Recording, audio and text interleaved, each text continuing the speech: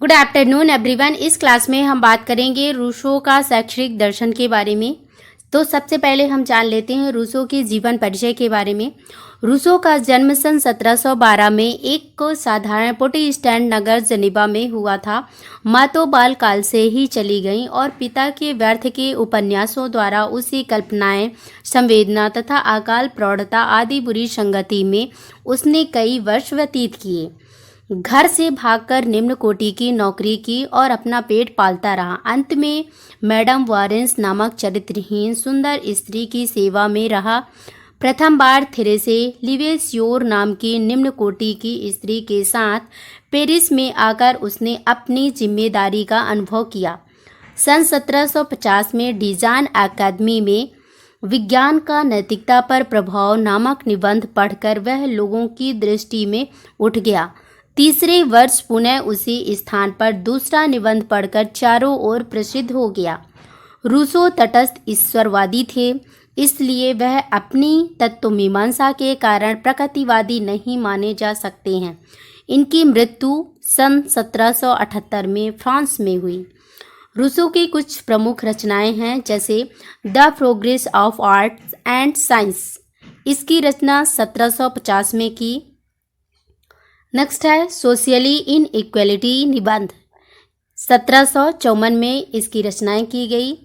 Next है discourse on political economy, इसकी रचना 1754 में की। नेक्स्ट द न्यू हेलायस, इसकी रचना 1761 में की। नेक्स्ट है सोशल कॉन्ट्रैक्ट, राइट। रूसो ने एमिल में शैशवावस्था से लेकर युवावस्था तक शिक्षा के कार्यक्रम को प्रस्तुत किया और अंतिम चरण में एमिल के लिए योग्य पत्नी की शिक्षा का वर्णन किया।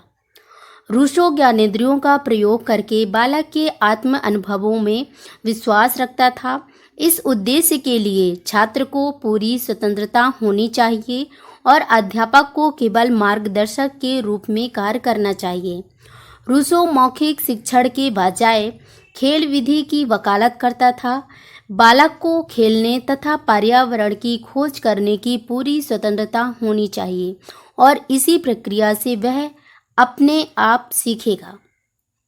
रूसो कहते हैं कि जो कुछ भी बालक जानना चाहते हैं उसे वह ज्ञान पुस्तकों की बजाय प्राकृतिक वस्तुओं के माध्यम से दिया जाना चाहिए। अधिगम का माध्यम ज्ञानेंद्रियां हैं, ना कि मस्तिष्क। इसलिए ज्ञानेंद्रियों को ही विशेष रूप से प्रशिक्षित किया जाना चाहिए। रूसो ने सैद्धांतिक शिक्षा के बजाय व्यवहारिक शिक्षा पर बल दिया। इसके लिए क्रिया आवश्यक है। रूसो कहते हैं कि समाज की रूढ़ियों को ठोकर लगाकर नए युग, नए समाज, नए मनुष्य का संदेश दिया। रूसो आडंबर विहीन शिक्षा की नींव डाली। नेक्स्ट है रूसो कहते हैं कि शिक्षा उम्र के अनुसार होनी चाहिए।